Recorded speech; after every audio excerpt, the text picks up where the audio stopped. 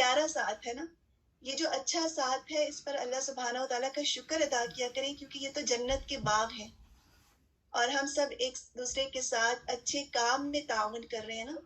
ہمارا ملنا، ہمارا جمع ہونا، ہمارا یہ تعاون کس کے لیے ہے بتائیے؟ ہم ایک دوسرے سے کوئی دنیاوی فائدہ تو نہیں چاہتے. ہماری محبتیں کس کے لیے ہیں ایک دوسرے کے ساتھ؟ اللہ سبحانہ و تعالیٰ کی خاطر.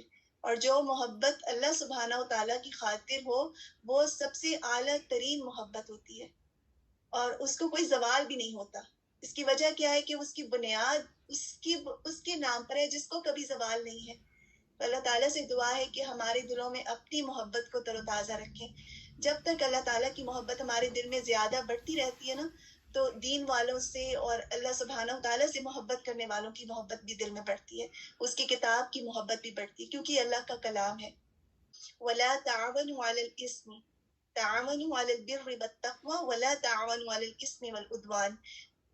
نیکی کے کاموں میں اور تقویٰ کے کاموں میں ایک دوسرے کے مددگار بن جاؤ، ایک دوسرے کے ساتھی بنو، ایک دوسرے کو سپورٹ کرو، لیکن گناہ کے کاموں میں تعاون نہ کرو. اس لیے جہاں پہ کوئی غلط کام ہو رہا ہے، یا آپ کے اپنے ساتھی یا کہیں پر گناہ ہو رہا ہے، یا کچھ اللہ تعالیٰ کی ناپسند کا کام ہو رہا ہے، تو وہاں پر اپنا حصہ نہ ڈالیں. اللہ تعالیٰ نے آپ کو جو سکلز دی ہیں نا، ہمیں جتنی بھی صلاحیتیں دی ہیں، کوشش کریں کہ وہ ہم اللہ کی خاطر ریزرو رکھیں، اللہ کے کاموں میں آگے سے آگے بڑھ کے ڈالیں جتنی بھی آپ کی سکلز ہیں. اب اپنی سکلز کو سوچ لیں کہ میں کہاں ضائع نہ کروں، اپنی سکلز کو ان کاموں میں ضائع نہ کروں جو اللہ سبحانہ و تعالیٰ کو ناپسند ہے، وہاں پہ خود کو روک لیں. مثال کے طور پر چھوٹی سی اگزامپل ہے، صبح صبح لیکن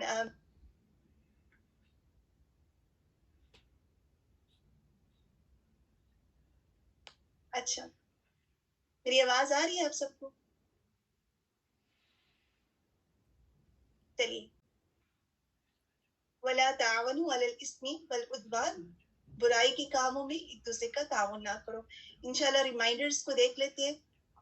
ریسنٹلی میں استاد سے سن رہی تھی، مجھے نہیں معلوم تھا کہ اس کو ورد یومی کہا جاتا ہے. اگر اس کو نام ہم اپنا رکھ لیں نا، ہم بھی اپنی کلاس میں اب کبھی یوز کریں گے تو آپ سب فیملیئر ہو جائیں کہ اگر میں کبھی آپ سے پوچھوں کہ آج آپ نے ورد یومی کیا ہے، اور وہ یہ ہے کہ آپ نے روزانہ قرآن کو ضرور پڑھنا ہے، اور سب سے بہتر وقت تو فجر کے بعد ہے. اور اگر اس وقت نہیں پڑھ پائے، جیسے بعض اوقات آپ نے بچوں کو اسکول بھیجنا ہے یا کچھ ایسا ہے کہ رائٹ اوے، اس کے بعد پڑھ لیں. یا اگر آپ ایون جاب پر بھی جا رہے ہیں تو وہاں پر بھی تو بریک ہوتی ہے، اس میں پڑھ لیں. تو کوشش، اگر چند آیات بھی پڑھ لیں، کبھی کبھی ایسا ہوتا ہے کہ ٹائم بہت کم ہوتا ہے تو 2 آیتیں بھی پڑھ لیں، لیکن اس کو پڑھیں ضرور. اور جب ہم اس بات کو مانتے ہیں کہ اللہ میرا رب ہے اور نبی صلی اللہ علیہ وسلم ہمارے رسول ہے، تو ہم ان کی اطاعت بھی کرتے ہیں.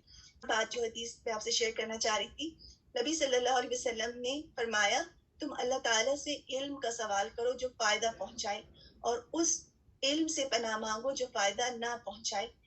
فائدہ مند چیزیں جمع کریں، اور ایسے علوم اور ایسی چیزیں جن سے ہمیں نہ دنیا میں فائدہ ہے نہ دنیا آخرت میں فائدہ ہے، تو اس سے اللہ سبحانہ و تعالیٰ کی پناہ. ایسا کرتے ہیں کہ آل عمران آیہ 156 till آیہ 168 انشاءاللہ. الحمدللہ، اللہ تعالیٰ کا احسان ہے، ہمارا آج کا ٹارگیٹ کمپلیٹ ہوا. چلیے شروع سے لیتے ہیں. شروع کی جو بات ہوئی آج، اس میں اللہ سبحانہ و تعالیٰ نے منافقین کے بارے میں کہا کہ منافقین کی مشابہت اختیار نہ کرو. تو اس میں منافقین سے مشابہت ایک تو ظاہری ہوتی ہے، لیکن یہاں پر کیا مراد تھی، کس طرح ان کی مشابہت اختیار نہ کرو؟ تقدیر پر ایمان نہیں رکھتے، بالکل عمل میں، اور بشرا نے لکھا ہے سوچ میں، یعنی اپنے عقائد میں، اپنی سوچ میں، اپنے عمل میں، اپنی باتوں میں. اور اس میں کتنا سوچنے کی بات ہے نا کہ جب ہم بات کرتے ہیں تو ہم کیسے بات کرتے ہیں. آپ نے بہت ساری اگزامپلز ایسے دیکھی ہوں گی، اور کچھ واقعات بھی شاید آپ کو یاد ہوں.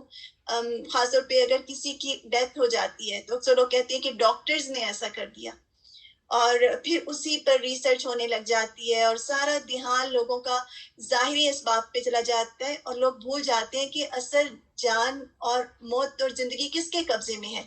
ایسا ہوا ہے کبھی آپ نے زندگی میں آبزرو کیا ایسا کوئی معاملہ؟ تو ایسے معاملات جب زندگی میں آئیں تو کیا کرنا چاہیے؟ ہماری زبانیں کیا بات کریں، کیا پازیٹیو جملے ہمیں کہنے چاہیے؟ کچھ یاد ہے؟ استاذہ نے کچھ مینشن کیا تھا.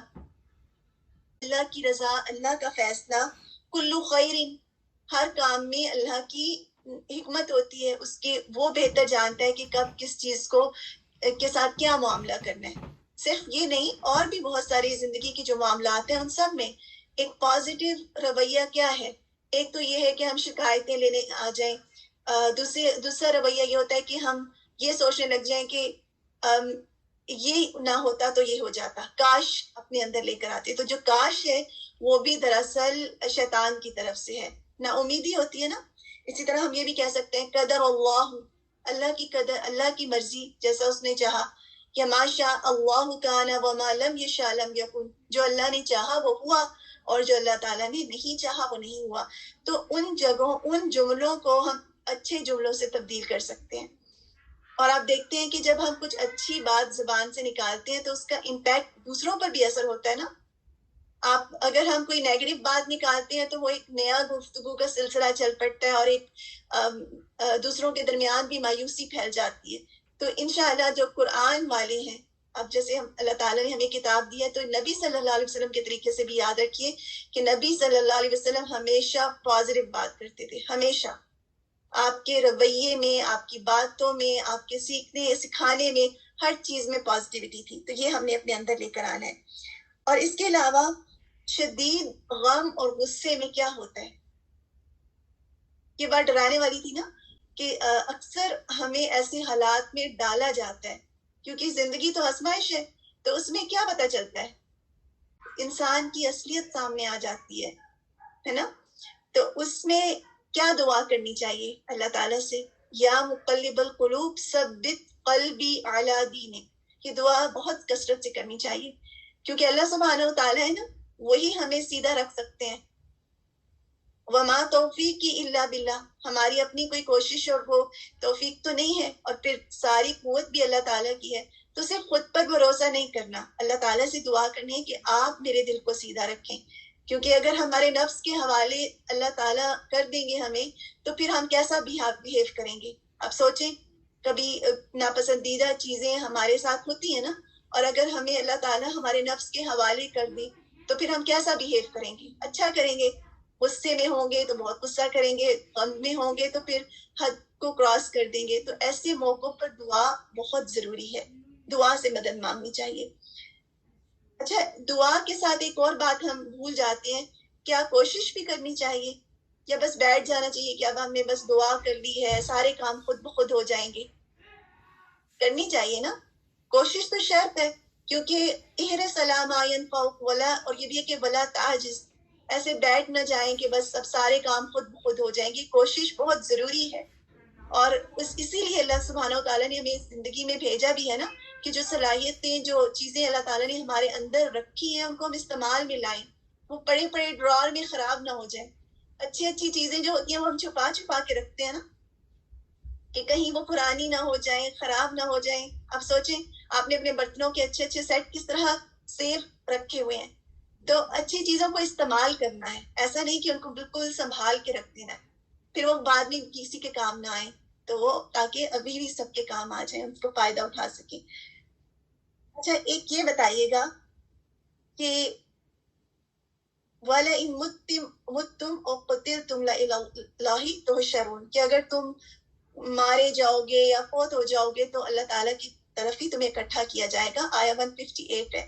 تو اس میں انہی کی بات ہو رہی ہے، منافقین کی، کہ ان کا خیال تھا کہ وہ اگر جنگ میں جائیں گے تو ان کی موت آ جائے گی، یا پھر وہ ان کو نقصان پہنچے گا یا ان کو تکلیف پہنچے گی.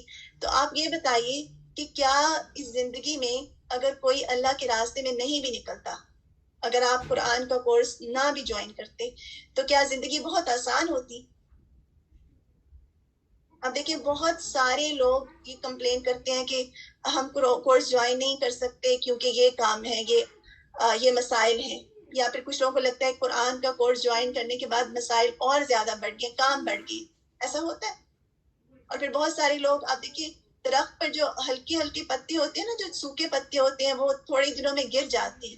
تو آپ سب نے وہ پتے نہیں بننا. جب آپ کا یقین پختہ ہوگا کہ آسانی اور مشکل اللہ کے ہاتھ میں ہے، جنگ میں جائیں گے تو بھی مشکل آئے گی، نہیں جائیں گے تو بھی آئے گی. یعنی زندگی میں مشکلات زندگی کا حصہ ہیں. زندگی میں مسائل ہر وقت ہے بالکل. اگر قرآن پڑھیں گے تو ایسا نہیں قرآن آپ کے پاس آ گیا تو اب کوئی مشکل آئے گی نہیں, آسانی ہی آسانی آئیں گی. نہیں, آپ کا ٹیسٹ تو جاری ہے, لیکن یہ اور بات ہے کہ اس میں اجر زیادہ ہے, اس میں اجر ہے, اللہ کے راستے میں اجر ہی اجر ہے, اور اللہ تعالیٰ کے راستے کے بغیر مشقت ہی مشقت ہے, ایسی مشقت جس میں پھر کوئی فائدہ نہیں ہے, کوئی ریوارڈ نہیں ہے. تو اس لیے اللہ کا راستہ کبھی نہیں چھوڑنا, اور خاص طور پہ جب اللہ سبحانہ و تعالیٰ ہمارے ہاتھ میں یہ رسی تھما دیتی ہے نا, تو اس کے بعد تو بالکل ہی نہیں چھوڑنا, کیونکہ اس کے بعد تو پھر ذمہ داری اور بھی بڑی پڑ جاتی ہے. جو کچھ لوگ یہ بھی سوچتے ہیں کہ چلو اگر ہم نے سیکھ لیا قرآن تو پھر ہمیں عمل کرنا پڑے گا, چلے سیکھتے ہی نہیں ہے, ایسا بھی ایک رویہ ہوتا ہے. تو کیا یہ درست رویہ ہے کہ چلیں جانتے ہی نہیں کہ قرآن میں کیا ہے تو پھر تو ہمیں کچھ کرنا ہی نہیں پڑے گا, اور پھر نہ ہی ہمارے اوپر کوئی آئے گا کہ آپ کو تو ملا ہی نہیں تھا. نہیں, کیونکہ ہم مقصد سے آئے ہیں یہاں پر, اپنی زندگی کا مقصد جانے بغیر کیسے چلے جائیں اس دنیا سے, یعنی مقصد جاننا ہمارے لیے ضروری ہے. تو اس لیے خود بھی جاننا ہے بلکہ اوروں کو بھی بتانا, اور بلکہ قرآن کی کبھی کوشش کیا کریں کہ اگر زندگی میں اللہ تعالیٰ موقع دیں, اور امید ہے ماشاءاللہ آپ سب لوگ ایسا کرتے بھی ہوں گے کہ قرآن کے ترجمے کی کاپی کسی کو ضرور دیا کریں. اگر آپ کو کسی نان مسلم سے ملنا ہوتا ہے یا پھر کسی ایسی جگہ پر آپ جاتے ہیں, ینگ بچے ہیں جیسے, تو کوشش کریں کہ ضرور اپنے پاس رکھیں اور کسی موقع پر دیں, کیونکہ ہم نہیں جانتے کہ اس کتاب سے کون کس وقت کیا فائدہ اٹھا لے, کس کی زندگی بدل جائے. لوگ اسی لیے نہیں آتے قرآن کی طرف بالکل, یعنی ان کو یہ ڈر ہوتے ہیں, یہ خوف ہوتے ہیں, تو یہ جان لیں کہ مشکلات دونوں صورتوں میں ہیں. لیکن یہاں پر کس کا ساتھ ہے؟ قرآن میں تو اللہ کا ساتھ ہے نا, ایسا ساتھ ہے کہ جس کا کبھی انشاءاللہ ٹوٹنا ہی نہیں ہے, اور اس کو کوئی توڑ بھی نہیں سکتا. اچھا, ایک اور بہت زبردست بات ہے. اچھا چلیے یہ پہلے فل ان دا بلینک کیجیے, کچھ فل ان دا بلینکس بھی آپ لوگوں کے لیے. جو اللہ تعالیٰ سے ملاقات کا شوق رکھتا ہے, اللہ تعالیٰ ڈیش, آگے بتائیے کیا ہے؟ جو اللہ تعالیٰ سے ملاقات کا شوق رکھتا ہے, آگے جملہ مکمل کیجیے. اللہ سبحانہ و تعالیٰ, بنش نے لکھا ہے, اللہ سبحانہ و تعالیٰ اس سے ملاقات کا شوق رکھتے ہیں, پورا لکھیے. تو اپنے دل میں یہ طلب کو بھی چیک کریں کہ کیا میں اپنے رب سے ملاقات کرنا چاہتی ہوں, تو یقین رکھیں کہ انشاءاللہ ہمارا رب بھی ہم سے ملاقات کرنا چاہتا ہے. اچھا, ایک اور بہت زبردست لیڈرشپ کوالٹیز آج ہم نے سیکھی آج کی آیات میں. نبی صلی اللہ علیہ وسلم کے مزاج کے بارے میں کہ آپ کیسے تھے, اپنے ساتھیوں کے ساتھ کیسے تھے, اور آپ کیسے لیڈر تھے. تو اس آج کی جو آیت تھی, لو کننا فزن, میں آپ کو آیت نمبر بتا دیتی ہوں, آیت نمبر 159 ہے. وَلَوْ كُنْتَ فَزًّا غَلِيظَ الْقَلْبِ لَانفَضُّوا مِنْ حَوْلِكَ فَاعْفُ عَنْهُمْ وَاسْتَغْفِرْ لَهُمْ وَشَاوِرْهُمْ فِي الْأَمْرِ فَإِذَا عَزَمْتَ فَتَوَكَّلْ عَلَى اللَّهِ إِنَّ اللَّهَ يُحِبُّ الْمُتَوَكِّلِينَ. اس میں نبی صلی اللہ علیہ وسلم کی جو کوالٹیز ہیں ان کو بھی ساتھ ساتھ میں دیکھتے ہیں, اور یہ بھی دیکھتے ہیں کہ مشورہ کرتے تھے بالکل کہ ہم کیسے ہیں, اپنے آپ کا تھوڑا سا جائزہ لیتے ہیں کہ میں کیسے ایک اچھی بیٹی بنوں, کیونکہ ہم نے اپلائی کرنا نا, ہم نے صرف انفارمیشن تو جمع نہیں کرنی. کیسے ایک اچھی وائف بن سکتی ہوں, ایک اچھی بہن کیسے بنوں, ایک اچھی دوست کیسے بنوں. اور اگر زندگی میں کسی بھی جگہ پر آپ ایز اے لیڈرشپ کام کر رہے ہیں, اپنی جاب پر یا کہیں پر بھی, گھر میں بھی, خاندان میں بھی, تو پھر کیسا ہمارا معاملہ ہونا چاہیے. ایسا ہم کیوں کریں, کیونکہ ہمیں کیا چاہیے. یہ جو ورڈز ہیں نا, یہ بہت امپورٹنٹ ورڈز ہیں جو آپ کے سامنے لکھے ہوئے ہیں. ہم چاہتے ہیں کہ اللہ کی مدد ہمیں ملے, ہم یہ بھی چاہتے ہیں کہ ہمارے کاموں میں رحمت آئے, آسانی ہو, چاہتے ہیں نا یہ سب چیزیں ہم. اور پھر برکت بھی ہم چاہتے ہیں, خیر بھی چاہتے ہیں, اصل کامیابی بھی چاہتے ہیں, اللہ کی رضا, ہم مقاصد کو ذہن میں رکھیں, اللہ کی رضا ہم چاہتے ہیں. تو یہ ساری چیزیں ہمیں کیسے ملیں گی؟ تو پہلا تو یہ کہ آپ دیکھیے کہ نبی صلی اللہ علیہ وسلم کا طریقہ کیا تھا کہ آپ پہلے تو یہ کہ آج ہم نے کلمہ پڑھا تھا نا صبح میں, شہادہ, اس میں ہم کہتے ہیں اشہد ان محمد عبدہ و رسولہ, کہ رسول صلی اللہ علیہ وسلم اللہ کے رسول بھی ہیں اور بندے بھی ہیں. جب ہم مان جاتے ہیں تو ہم ان کی اطاعت کا اقرار کر رہے ہیں وہاں پر. تو جب ہم آپ صلی اللہ علیہ وسلم کی اطاعت کا اقرار کر رہے ہیں اور اللہ کو اپنا معبود مانتے ہیں, تو بعض کا چیزیں ہمیں مشکل لگتی ہیں. مثال کے طور پر کچھ لوگ نرم مزاج نہیں ہوتے. جیسے سوال ہے نا کہ کیا میں دوسروں کو کی مشکل سمجھتی ہوں, کیا میں نرم مزاج ہوں. کچھ لوگوں کی فطرت ایسی ہوتی ہے کہ ان کے اندر اللہ سبحانہ و تعالیٰ نے سختی رکھی ہے, لیکن وہ سختی بھی ان کے لیے آزمائش ہے نا. ہر ایک کے لیے مختلف آزمائشیں. کچھ لوگوں کو نرم مزاجی دی جاتی ہے, کچھ لوگوں کو نرم مزاجی نہیں دی جاتی. اس کے باوجود اگر وہ نرم مزاجی کرتے ہیں, یعنی اپنی طبیعت کے برخلاف, تو بتائیے کتنا بڑا جہاد ہے نا. یہ بھی تو جہاد ہے جو انسان اپنے نفس سے کرتا ہے, اپنی عادتوں کے برخلاف کرتا ہے, کیونکہ عادات تو عطا کی جاتی ہیں نا. تو اگر کچھ مشکل لگتا ہے کسی کے ساتھ نرمی کرنا اور طبیعت میں سختی ہے, تو پھر کیسے ہو؟ تو یہ بات کہ نبی صلی اللہ علیہ وسلم کیسے تھے, یہ سب سے بڑا ایک وہ ہے ہمارے لیے ریمائنڈر جو انسان کو بدل دیتا ہے. کیونکہ آپ دیکھیے عمر رضی اللہ عنہ کے سامنے جب قرآن کی آیات پڑھی جاتی تھی وہ غصے والے تھے, اور جب ان کے سامنے قرآن کی کوئی آیت پڑھی جاتی تھی وہ سجدے میں گر جاتی, یعنی کہ ان کا جو غصہ تھا وہ فوراً دور ہو جاتا تھا. تو یہ محبت, شدید محبت اللہ اور اس کے رسول کی وہ چیز ہے جو انسان کے دل کو بدل دیتی ہے.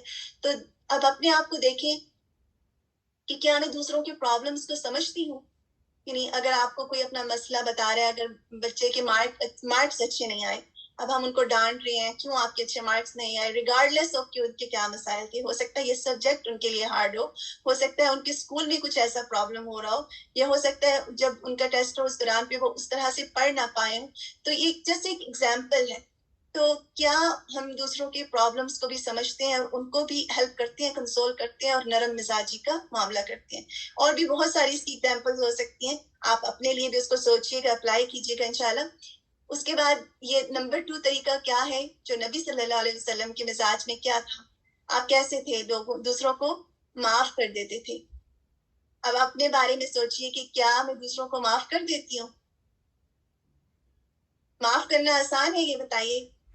جہاں پہ آپ کو تکلیف پہنچی ہو وہاں پہ تو بہت مشکل ہے معاف کرنا. تو پھر کیسے معاف کریں گے؟ مشکل ہے بہت, بالکل. اللہ کے لیے ٹرائی کریں گے, دعا کریں گے اللہ تعالیٰ سے کہ آپ ان کے لیے بخشش کی دعا مانگیں. جن کو معاف کرنا مشکل ہو رہا ہے اللہ تعالیٰ سے ان کے لیے بخشش کی دعا مانگیں. اگر آپ ناراض ہیں تو کیا اللہ تعالیٰ سے بخشش کی دعا مانگ رہے ہیں تو ان کو فائدہ پہنچا رہے ہیں نا, تو اللہ تعالیٰ اس کے بدلے آپ کے دل میں ان کی نرمی ڈال دے گا. دل سے معاف کریں گے, بغض نہیں رہے, بالکل. اور یہ سب دعا سے ہوتا ہے, کوشش اور دعا سے. اور نبی صلی اللہ علیہ وسلم بھی معاف کرنے والے تھے, ہم یہ بھی یاد کر سکتے ہیں. اور ابھی ہم نے ریسنٹلی غصے پہ بھی پڑھا تھا نا, اس کے بارے میں اس میں بھی کچھ معاف کرنے کی کوالٹیز تھیں کہ کیسے معاف کیا جائے, غصہ کیسے کم کریں. اچھا, زبانی معاف کرنا اور دل سے معاف کرنا خیانت ہے, بالکل. یہ بھی بہت اچھا پوائنٹ ہے. غل, آج ہم نے جو ورڈ پڑھا نا کہ خیانت میں یہ بھی آ جاتا ہے. تو زبانی بھی معاف کرنا اور پھر دل سے بھی معاف کرنا. اچھا, کیا ہم اپنے بچوں کے لیے تو سب دعائیں مانگتے ہیں, اپنے گھر والوں کے لیے, کیا آپ اپنے ساتھیوں کے لیے, اپنے دوستوں کے لیے, اپنے رشتہ داروں کے لیے دعا اور استغفار کرتی ہوں؟ یہ ہمارا ایک احتسابی سوال ہے, اینالائز کرنا ہے اپنے اندر. جو سیک forgiveness for my companions. اچھا, آپ ایک جو امپورٹنٹ بات میں کہنا چاہ رہی تھی, آپ سب کی گروپ انچارجز انشاءاللہ آپ سب کے لیے بڑی بنائیں گی, ٹھیک ہے؟ آپ سب اپنے اپنے لیے آپ کے گروپ میں بڑی بنائے جائیں گے, اور آپ کے جو بڑی ہوں گے, دیکھیں آپ ہماری کلاس میں بہت سارے ایسے اسٹوڈنٹس ہیں جو ایلڈر ہیں, ٹھیک ہے, اور سم ٹائمز ان کو کمپیوٹر استعمال کرنا نہیں آتا, سم ٹائمز ان کو جب ہم لوگ ہوم ورک پوسٹ کرتے ہیں یا کچھ بھی ہوتا ہے تو اس میں کیا ہوتا ہے کہ وہ اس طرح سمجھ نہیں پا رہے ہوتے جس طرح آپ سمجھ پا رہے ہیں. اللہ تعالیٰ نے آپ کو جو چیز دی ہے, ہو سکتا ہے کہ at the same time age کی وجہ سے یا بعض کا آئیز کا بھی ہوتا ہے کہ نظر پراپرلی نہیں آتا کہ فون پر, تو بہت سارے ریزنز ہوتے ہیں, انڈرسٹینڈنگ ہوتی ہے. تو اب ایسے میں ہم کیسے ہیلپ کریں گے اپنے ساتھیوں کی؟ تو آپ سب نے مدد کرنے والا بننا ہے. تو جو آپ کے بڑی بنائے جائیں گے آپ نے ان کی ہیلپ کرنی ہے. اگر ان کو کچھ تجوید کا لیسن سمجھ نہیں آ رہا, اگر آپ کو آ رہا ہے تو آپ ان کو سمجھا دیں. اگر آپ کو کمپیوٹر یوز کرنا آتا ہے آپ ان کو گائیڈ کر دیں کہ آپ اس طرح کریں. ہوم ورک ان سے مس ہو گیا ہے, سلائڈ کی اوپر چلی گئی ہے اور پھر اسکرول کرنا اوپر جانا, تو آپ ان کو پرسنل کال پہ بھیج دیں.